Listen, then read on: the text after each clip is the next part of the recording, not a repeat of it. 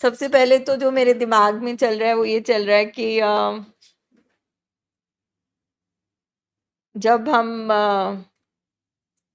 Parents अस्पताल आते हैं ना ट्रीटमेंट के लिए, मतलब अगर फादर या मदर बीमार है, कोई किसी भी तरह का मेंटल हेल्थ इशू है, और कुछ देर बाद जब हमारे बच्चे आते हैं सेम मेंटल हेल्थ इश्यूज के साथ, तो बहुत पेनफुल है ये, इट्स वेरी पेनफुल,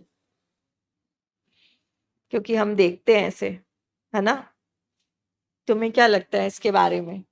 ਮੈਮ ਹੈ ਤੇ ਆ ਪੇਨਫੁਲ, ਪਰ ਨਾਲ ਦੀ ਨਾਲ ਗ੍ਰੈਟੀਟਿਊਡ ਹੈਗਾ ਵਾ ਕਿ ਕਿਉਂਕਿ ਅਵੇਅਰਨੈਸ ਹੈਗੀ ਆ। ਜੇ ਅਸੀਂ ਪਹਿਲਾਂ ਇੱਥੇ ਨਾ ਆਏ ਹੁੰਦੇ, ਕੋਈ ਅਵੇਅਰਨੈਸ ਨਾ ਹੁੰਦੀ, ਫਿਰ ਤੇ ਸ਼ਾਇਦ ਕੰਡੀਸ਼ਨ ਜਿਹੜੀ ਵਰਸਟ ਹੋ ਜਾਣੀ ਸੀ, ਤੇ ਫਿਰ ਕੁਝ ਵੀ ਹੱਥ 'ਚ ਆਉਣ ਵਾਲੀ ਗੱਲ ਨਹੀਂ ਸੀ। ਕਿਉਂਕਿ ਆਪਾਂ ਵੇਖਿਆ ਆ ਜਿਹੜੇ ਲੇਟ ਪਹੁੰਚੇ ਆ, ਜਿੱਦਾਂ ਹਸਬੈਂਡ ਹੀ ਲੇਟ ਪਹੁੰਚੇ ਆ, ਤੇ ਕਿੰਨੀ ਕੰਡੀਸ਼ਨ ਵਰਸਟ ਹੋ ਗਈ, ਐਡਿਕਸ਼ਨ 'ਚ ਚਲੇ ਗਏ, ਜਾਂ ਜਿਹੜੇ ਪੇਸ਼ੈਂਟ ਨਹੀਂ ਵੀ ਐਡਿਕਸ਼ਨ 'ਚ ਗਏ ਉਹਨਾਂ ਦੀ ਕੰਡੀਸ਼ਨ ਦੂਜੇ ਤਰੀਕੇ ਵਰਸਟ ਹੋਈ। ਤੇ ਬਸ ਗ੍ਰੈਟੀਟਿਊਡ ਹੈਗਾ ਆ, ਮਤਲਬ ਮੈਨੂੰ ਲੱਗਾ स्टार्टिंग 'ਚ थोड़ा, पर ਹੁਣ ਇਹ ਹੈਗਾ कि नहीं। आप 6-7 साल पहले आए थे, है ना? कितना? 9 साल। 9 इयर्स, अपने हस्बैंड की एडिक्शन ट्रीटमेंट के लिए। और अब बेटी को क्या इश्यूज मतलब आपको लगे कि उसको भी ट्रीटमेंट में लाने की जरूरत है? ਮੈਮ ਉਹਦਾ ਬਿਹੇਵੀਅਰ ਇਸ਼ੂਜ਼ ਹੈਗੇ ਸੀ ਥੋੜੇ, ਜਿੱਦਾਂ ਜ਼ਿਆਦਾ ਇਹ ਸੀ, ਅਗਰੈਸ਼ਨ ਸੀਗਾ ਉਹਦੇ 'ਚ, ਉਹ ਆ ਰਿਹਾ ਸੀ, ਗੱਲ ਸੁਣ ਨਹੀਂ ਸੀ ਰਹੀ ਉਹ, ਉਹਦਾ ਗੱਲ ਕਰਨ ਦਾ ਐਟੀਟਿਊਡ, ਉਹਨੂੰ ਇਹ ਨਹੀਂ ਸੀ ਸਮਝ ਆ ਰਿਹਾ ਕਿ ਮੇਰੇ ਪੇਰੈਂਟਸ ਆ, ਮੇਰੇ ਗ੍ਰੈਂਡ ਪੇਰੈਂਟਸ ਆ, ਮੈਂ ਕਿੰਨਾ ਮੇਰਾ ਇਹਨਾਂ ਦੇ ਨਾਲ ਇੱਕ ਹੁੰਦਾ ਵਾ ਕਿ ਬਾਉਂਡਰੀ ਆ ਮੇਰੀ ਇਸ ਰਿਸ਼ਤੇ ਦੀ, ਮੈਂ ਕਿੱਦਾਂ ਗੱਲ ਕਰਨੀ ਆ, ਇਹ ਚੀਜ਼ਾਂ ਉਹਦੀ ਸਮਝ ਵਿੱਚ ਨਹੀਂ ਸੀ कुछ ਆ देर ਰਹੀ। पहले इतना नहीं था, ਨਹੀਂ, है ना? ਕੁਝ 6 ਕੁ ਮਹੀਨੇ 7 ਮਹੀਨੇ ਪਹਿਲਾਂ ਹੋਇਆ, ਪਰ ਇਹ ਕਿ ਜਦੋਂ ਮੈਂ ਨੋਟਿਸ ਕੀਤਾ ਆ, ਮੈਂ ਉਹਨੂੰ ਡਿਲੇ ਨਹੀਂ ਕੀਤਾ। ਹਾਂ, ਵਿੱਚ ਬ੍ਰੇਕ ਹੋ ਗਿਆ, ਕਿਉਂਕਿ ਕਈ ਵਾਰੀ ਉਹੀ ਗੱਲ ਸਾਨੂੰ ਲੱਗਦਾ ਕਿ ਨਹੀਂ ਇੰਨਾ ਜ਼ਿਆਦਾ ਨਹੀਂ ਆ, ਜੇ ਥੋੜਾ ਸੈਸ਼ਨ ਹੋ ਗਿਆ ਇਹਦੇ, ਮੈਡੀਸਨ ਹੋ ਗਈ ਆ, ਕੋਈ ਗੱਲ ਨਹੀਂ, ਹਨਾ। ਪਰ ਨਹੀਂ, ਇੱਕ ਏਜ ਉਦਾਂ ਦੀ ਆ, ਜੇਕਰ ਥੋੜੀ ਜਿਹੀ ਵੀ ਪ੍ਰੋਬਲਮ ਲੱਗਦੀ ਆ ਤੇ ਉਹਨੂੰ ਇਗਨੋਰ ਨਹੀਂ ਕਰਨਾ। आप समझ पा रहे हैं जो फैमिलीज यहाँ बैठे हैं, ठीक है, कि अगर हमारे घर में कोई भी मेंटल हेल्थ इशू है, एडिक्शन की प्रॉब्लम है, तो जैसे साइंस बोलती है कि जीन्स, एनवायरनमेंट और पर्सनालिटी, ये 3 चीजें ये बीमारियां लेकर आते हैं।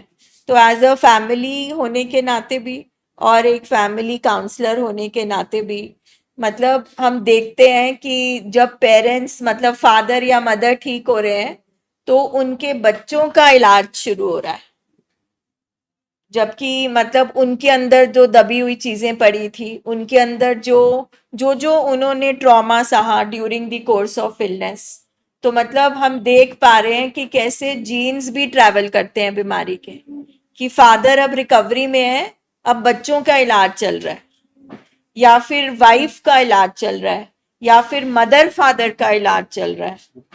इस तरह से ये जीन्स में ट्रैवल करती है।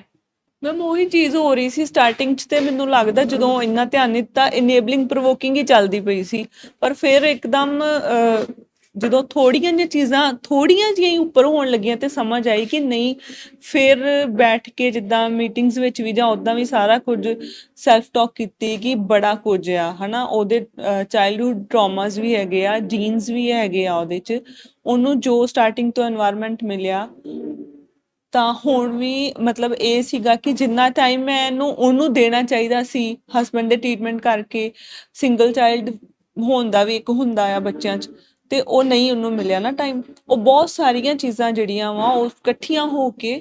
मतलब हम ये देख पाए ना कि कैसे बीमारी पैदा ਹਾਂਜੀ, होती है, ਹਾਂਜੀ, कैसे ये दिमागी बीमारियां पैदा होती हैं, और मतलब यहाँ पे बीज लगता है। अब जो 30-40 साल में आए हैं पेशेंट, अब मतलब उनकी जो बीमारी का रूट है, जो जड़ है, वो बचपन में बैठा हुआ है, फैमिली इन्वायरमेंट में बैठा हुआ है, जीन्स में बैठा हुआ है। तो जैसे रमन ने कहा, पेनफुल तो है, पर बहुत अच्छी चीज है कि हम इस प्रोग्राम से जुड़े हैं। तो हम अपने बच्चे, जो हमारे 8-9 साल के बच्चे हैं, 12-13 साल के बच्चे हैं, और अगर हम उनमें ये चीजें देख पा रहे हैं, बिहेवियरल इशू देख पा रहे हैं, उनके हम नहीं तो यहाँ हम जब अगर हम यहाँ नहीं बैठे हों तो हमें पता ही नहीं कि ये बिहेवियर उसकी आदत है कि ये एक डिसऑर्डर बन चुका है। तो हम फैमिलीज यहाँ बैठ के पहचान पाते हैं और हम बच्चों को इस एज में, नहीं तो जब ये 20 साल के होंगे 30 साल के होंगे तब जाके बीमारी पूरी, जैसे सर कहते हैं, पक जाएगी, तब इलाज होगा। यू आर राइट कि पेनफुल है मगर ग्रैटिट्यूड है, नहीं तो शायद हमें पता ही नहीं चलता ये ऐसे क्यों कर रहा है पेशेंट। आप कुछ शेयर करना चाहोगे? आजकल जैसे आपको पता है बाइपोलर के ट्रीटमेंट के लिए यहाँ आए थे, और चलो थैंक गॉड की साइको एजुकेशन है, तो वी नो द चैनल, कौन सा चैनल है, हमें कहाँ आना है, we not the right place to come. तो अभी शैलिंग के ट्रीटमेंट के लिए आए, एज उसको मूड डिसऑर्डर्स हो रहे हैं। तो चलो एज रमन दी ने कहा कि पेनफुल है, no doubt it is painful, but चलो एटलीस्ट वी हैव होप कि my child will be in recovery. नहीं तो काफी सारे पेरेंट्स तो अंडरस्टैंड भी नहीं कर पाएंगे कि ये भी एक इलनेस हो सकती Yes. है या क्या हो सकती है। आप कुछ शेयर करना चाहोगे? मैं आप करिए। सबसे पहले तो मैं ये कहूँगा कि जो एक्चुअली मुझे लगता है, जैसे आपने थोड़ी देर पहले बोला कि हमारा जो इन्वायरमेंट है घर का, उससे भी कई बार हो जाता है। बंदा नॉर्मल होगा, हमको पता नहीं चलेगा, बट हो जाता है। तो मैं कहीं ना कहीं शायद इसको बैकग्राउंड और कल्चर को भी दोष देता हूँ, बिल्कुल, जो मुझे ऐसा लगता है। एवरीथिंग एनवायरनमेंट में सब कुछ आता हाँ है। जी, तो थोड़ा बहुत हमारा कल्चर का भी दोष है, बिल्कुल जो है, मुझे ऐसा लगता है। बिल्कुल है। बाकी तो माइंडसेट तो कल्चर और सोसाइटी में से ही आते हैं ना। हाँ जी, हाँ जी, हाँ जी, क्योंकि आप जैसा माइंडसेट रखोगे आप वैसे ही बनते चले जाओगे। और वैसे भी जैसे आप बोल रहे जीन्स ट्रैवल करते हैं, तो वो लोग भी, जैसे मेरे बच्चे होंगे, वो भी ऐसे ही होते रहेंगे फिर सेम। बिल्कुल। मतलब तो जो भी फैमिलीज यहाँ बैठी हैं जो अभी यंग एज में हैं, जिनके बच्चे छोटे हैं या बच्चे होने हैं, कि ये झूठ नहीं है कि ये जीन्स में ट्रैवल करती है। मतलब आपके भी बच्चे हैं, अगर नशा नहीं आएगा तो कुछ और इश्यूज आ जाएंगे। जैसे आपकी बेटी बैठ के हमारे साथ जब शेयरिंग कर रही थी, तो काफी इमोशनल इश्यूज हैं कि फादर को जब ऐसे देखते हैं, है ना, तो ये सब चीजों को बहुत सीरियसली लेना चाहिए। और इन्वायरमेंट डेफिनेटली रोल प्ले करता है। जिस जैसा हमारा घर का माहौल होता है, जैसा हमारे आसपास का आला दुआला जैसे होता है, जैसे माइंडसेट होते हैं, बिलीफ सिस्टम होते हैं, वो हमें अफेक्ट जरूर करते हैं। और हमारे पेशेंट्स की कुछ नेचर ऐसी होती है, पर्सनैलिटी, वो जल्दी अफेक्टेड हो जाते हैं। मे बी हमारे घर के बच्चे या इन्वायरमेंट ज्यादा सेंसिटिव होते हैं, या अपने आप को हम इमोशनली एक्सप्रेस, क्योंकि इमोशनली डेफिशिट तो हम होते ही होते हैं, है ना। हाँ जी, और यही चीज हमारे बच्चों में भी आ जाती, मतलब जरूरी नहीं है वो एडिक्शन में जाए, जैसे mood disorder, border line issue, anxiety issues, phone का एडिक्शन, मोबाइल का एडिक्शन हो जाना। तो ये सारी चीजें, मतलब जो उनको पेरेंट्स से चाहिए होता है, जैसे आपने कहा कि मैं अपने हस्बैंड के ट्रीटमेंट में बिजी थी, तो हम अपने बच्चे पर ध्यान नहीं दे पाए। और बच्चों को पेरेंट्स की गाइडेंस और मेंटोरशिप हमेशा चाहिए होती है। तो और बच्चे भी, उनको भी अपना डोपामिन चाहिए, वो जहां से उनको मिलेगा वो उनका डिपेंडेंस बन जाएगा। This is how it is. मतलब it's a learning lesson for you कि अल्टीमेटली रिकवरी सिर्फ आपके हस्बैंड की नहीं होगी, पूरी फैमिली की होगी। और अल्टीमेटली आगे जाके जो आपके बच्चे आएंगे वो रिकवरी में पैदा होंगे, अगर आप रिकवरी में रहेंगे तो। नहीं तो it is very painful to see कि आप तो आए आए आपको बच्चों का भी इलाज हो रहा है। मतलब गाइडेंस है, that is okay, but it is definitely painful. तो जो लोग अभी अभी रिकवरी में आए हैं और बच्चे छोटे हैं, तो डेफिनेटली उनको रिकवरी बहुत जरूरी है पूरे घर में, इज वेरी इंपॉर्टेंट। आप कुछ भी पूछना चाहते हो, करना चाहते हो? जैसे आपके भी बच्चे हैं, 16 साल का एक बेटा है, तो आप क्या महसूस करते हैं, या मैम, कुछ भी कहना चाहते हो आप? मैम उन पे भी ये असर पड़ता है, बच्चे भी सोचते हैं, बोलते हैं मैम। 100%। Yes ma'am. और मेरे को भी कई बार ये होता है कि जैसे हमारे घर में, आपको पता है सारी हिस्ट्री के बारे में, तो मेरे को कई बार ये होता है कि मेरे बच्चे जो हैं कि उनको भी ये असर ना होना शुरू हो जाए, क्योंकि बच्चे सोचते हैं, बहुत डीपली सोचते हैं इस बारे। देखो 5 गुना चांसेस क्या होता है कि हमारे घर में अगर बच्चे होते हैं और फादर जब बीमार होता है ना, तो बच्चे अपनी मदर को जब देखते हैं या तो वो बहुत ही मैच्योर्ड हरकतें करने लग जाते हैं, तो फैमिली पता है क्या सोचती, अच्छा बड़ा समझदार हो गया। मैम ये सेम अच्छा, थिंग हो और रही वो है। समझदार नहीं होता, वो अपनी उम्र से पहले बड़ा हो गया, वो अननेचुरल वे में, यस ये मैम। प्राकृतिक वे नहीं है। जो चीज उसको बचपना जो है, बचपन में बचपना ही होता है। अगर बचपन में आप मैच्योर हो गए हो, हमारा समाज कैसे उसको लेता है, अच्छा ये बड़ा सियाना हो गया, मगर उसके अंदर उसकी चीजें दब जाती हैं, उसकी जो पेन है वो उसकी मैच्योरिटी के पीछे छुप जाती है। तो ये नहीं हमें कहीं लेना चाहिए। जैसे आप कहते हो ना वो अंदर ही रखता है या सोचता है, मैं, आप कहते हो कि थोड़ा या फर्क पड़ता है, मैं कहती हूँ 100% फर्क पड़ता है, इट अफेक्ट्स। मैम जब वो बोलता है, बोलते भी हैं, जैसे जब घर में कुछ ना कुछ देखते हैं तो फिर बोलते हैं, बच्चे बोलते हैं तो फिर फादर तो ये सोचते हैं कि ये शायद ये गलत कर रहे हैं कि ये मेरे ऊपर हैवी हो रहे हैं। तो मैम बच्चों पे असर जा ही रहा है, बिल्कुल जाता है। इसलिए बच्चों को भी आपको प्रोग्राम में इन्वॉल्व करना चाहिए। तभी जो मैं आपको सेशन में यही समझाने की कोशिश कर रही थी कि यहाँ पर अब जब आप बैठे हो थोड़ा मीटिंग्स में बैठ के, और आप समझो कि हम तो एक छोटी सी चीज सोच के आए हैं कि अच्छा ये नशा छुड़ाओ केंद्र है या चीज है, यहाँ पे कुछ ऐसा होगा कि सब खत्म हो जाएगा, कि ये एक प्रॉब्लम नहीं है, इसके बहुत सारे पहलू हैं। मतलब हमारे रिश्ते, हमारा टाइम, सब कुछ ही खराब हुआ हुआ है। Yes, हमारी लाइफ स्टेक पे है, मतलब हमारी जिंदगी दांव पे लगी हुई है। आपकी जिंदगी, बच्चों की जिंदगी, पेशेंट की जिंदगी, सबकी जिंदगी दांव पे लगी है। तो हमें मतलब कितना इम्पोर्टेंट है हमारे लिए रिकवरी और ट्रीटमेंट, है ना। हाँ जी मंजरी, आज क्या आपका रियलाइजेशन या शेयरिंग है?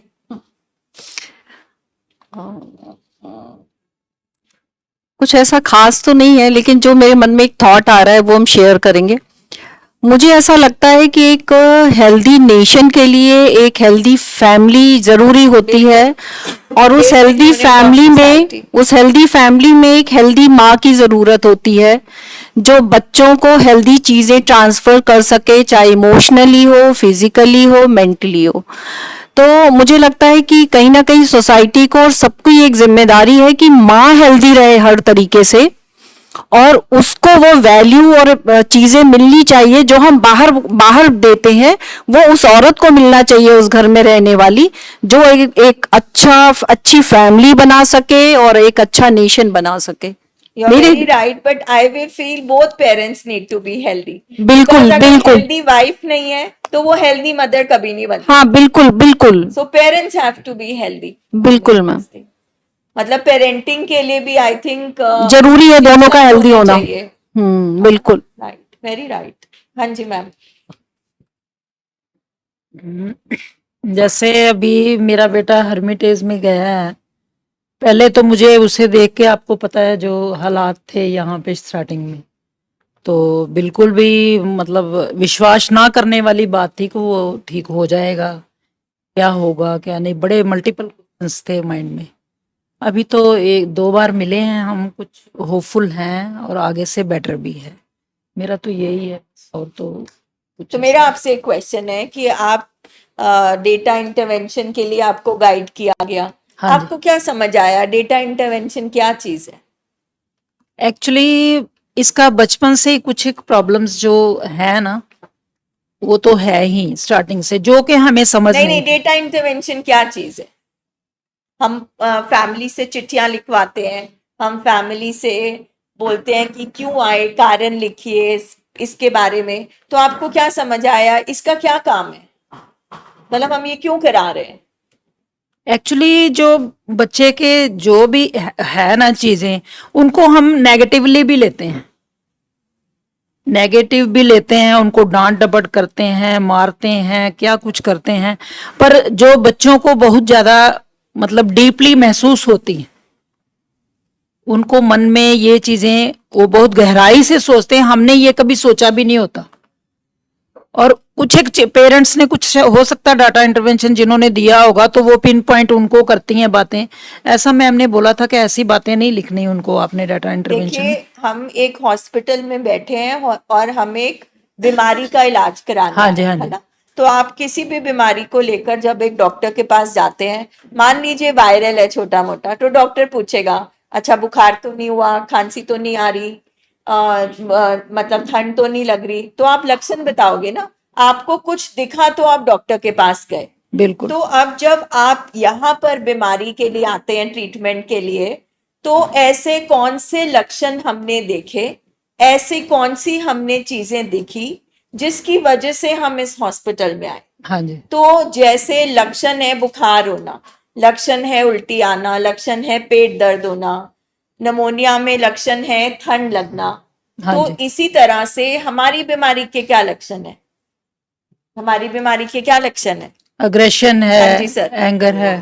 तोड़फोड़ करना, एग्रेशन करना। अगर एग्रेशन नहीं करना तो बिल्कुल कट के ही बैठ जाना, बैठ जाना। हाँ बिल्कुल चुप ही हो जाना।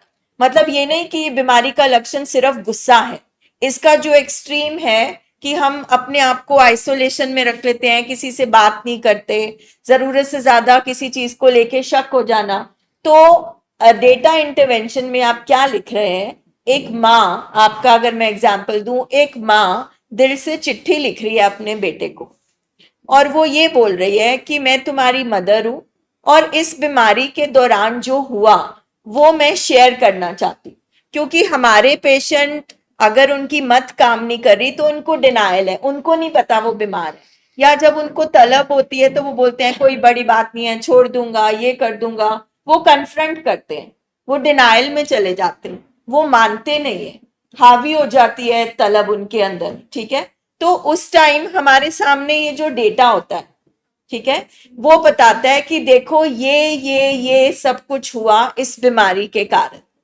अगर अभी भी हम इलाज में नहीं आएंगे, और दूसरी बात ये आप तो कर ही नहीं सकते हैं कभी, आप तो ऐसे थे ही नहीं, ये बीमारी हुई तो ये लक्षण आए, एक्सीडेंट हुए, झगड़े हुए, पैसे का नुकसान हुआ, सेहत का नुकसान हुआ। अच्छा, और ये सब हुआ, और एज अ माँ आपको क्या महसूस हुआ, ये भी तो लक्षण है ना। एक माँ ने जब अपने बच्चे को इस बीमारी में देखा तो कैसा महसूस हुआ, क्योंकि जब हमारा पेशेंट एडिक्शन में होता है या उसको एपिसोड आता है किसी भी दिमागी बीमारी में, उसको महसूस नहीं होता, मतलब वो महसूस कर सकता है मगर एक्सप्रेस नहीं कर सकता, वो एक इमोशनल कनेक्शन उसका खत्म हो जाता है। अब जब हमारा पेशेंट एक ऐसी जगह पर है जहाँ पे दवाइयां चल रही हैं, उसकी मत खुलनी शुरू हो गई है, ठीक है, तो हम ये इंफॉर्मेशन उसके अंदर घुसा रहे हैं। जैसे सर कहते हैं हॉस्पिटल में हम फिजिकल ट्रीटमेंट करते हैं और दवाइयां देके रास्ता बना रहे हैं मत में घुसने का, ठीक है, ब्रेन को, हार्डवेयर को ठीक करके सॉफ्टवेयर में घुसने का एक तरीका बना रहे हैं। तो अब जब उसकी मत खुलनी शुरू हुई है, अब जब उसमें थोड़ा ठहराव आया कि वो सुन सकता है, जैसे फैमिलीज यहाँ बोलती हैं काउंसलिंग नहीं हो रही, कोई आके बात नहीं कर रहा, अभी हम बात नहीं कर सकते क्योंकि अभी वो रेंज में ही नहीं है, उसका सॉफ्टवेयर ही नहीं काम कर रहा। तो अब जब आपके बेटे को थोड़ा सा टिका आ गया है, वो सुनने के काबिल हो गया है, थोड़े सेशंस उसके थेरेपिस्ट के साथ हो गए हैं, तो अब मैम का मैसेज आया कि अब डेटा इंटरवेंशन हो सकता है। यानी कि अब बेटे के सामने जब माँ बाप बैठेंगे और वो अपनी दिल की बातें शेयर करेंगे, और जो जो बीमारी में हुआ, आधी से ज्यादा बातें तो पेशेंट को याद भी नहीं रहती, ठीक है, तो ये एक साइकोलॉजिकल औजार है, टूल है। अब इसके पर्पस है, एक तो लक्षण दिखाएं हमें, एक हम बीमारी दिखा रहे हैं पेशेंट को, दूसरा हमारे दिल में भी बहुत बातें होती हैं, तो हमारी भी हीलिंग होती है कि फलाना फलाना दिन तुमने इस हालत में ये कहा और मुझे एज माँ बहुत महसूस हुआ। बिल्कुल, क्योंकि हमने उसकी इंसानियत को जगाना है, हमने उसके इमोशंस को जगाना है, ठीक है, तो इसलिए ये दर्द हम उसको जानबूझ के दे रहे हैं। ये दर्द उसके गिल्ट के लिए, शेम के लिए नहीं है, क्योंकि हमने पहले ही कह दिया कि बीमारी के दौरान हुआ, तुमने नहीं किया, बीमारी की वजह से हुआ। तो इसके बहुत सारे मतलब वो फायदे हैं। एक तो फिर डेटा इंटरवेंशन पेशेंट भी करता है कि आप, जैसे आपने कहा कि बीमारी के दौरान हम उसको कुछ भी कह देते हैं, बुरा लगता है, तो उसके भी दिल में बातें होती हैं। तो मतलब यह है कि जब आप हमारे पास आओ और जब आप फैमिली प्रोग्राम में आओ, ट्रेनिंग आपकी हो, आप दोनों डिस्टेंट हो चुके हो, आप दोनों पार्टीज में फासले हो चुके हैं, तो हम इस प्लेटफॉर्म पे, हर्मिटेज प्लेटफॉर्म में फैमिली को इकट्ठा कर रहे हैं, हमारे डिफरेंसेस कम हो, जो हम दिलों में बातें लेकर बैठे हैं कि पेशेंट को कहेंगे तो डर लगता है हमें, ये ना हो जाए वो ना हो जाए, तो आप सोचो आपके भी दिल में बातें हैं और पेशेंट के दिल में भी बातें हैं, और आप दिलों में लेकर ही घर चले गए, तो क्या हमारी रिकवरी हो सकती है? नहीं है, क्योंकि सबकॉन्शियस मेमोरी में कंप्यूटर ब्रेन ने हमारा सब कुछ स्टोर कर रखा है, तो हमारी प्रोवोकिंग इनेबलिंग चलती रहेगी। हम अगर हील नहीं होंगे तो पेशेंट अगर हील होगा, हम उसे याद दिलाते रहेंगे तूने ये किया, या हमें गुस्सा आ जाएगा। तो ये जो डेटा इंटरवेंशन है, इसके बहुत सारे फायदे हैं, दैट इज व्हाट, ये सब आपको लिखना है।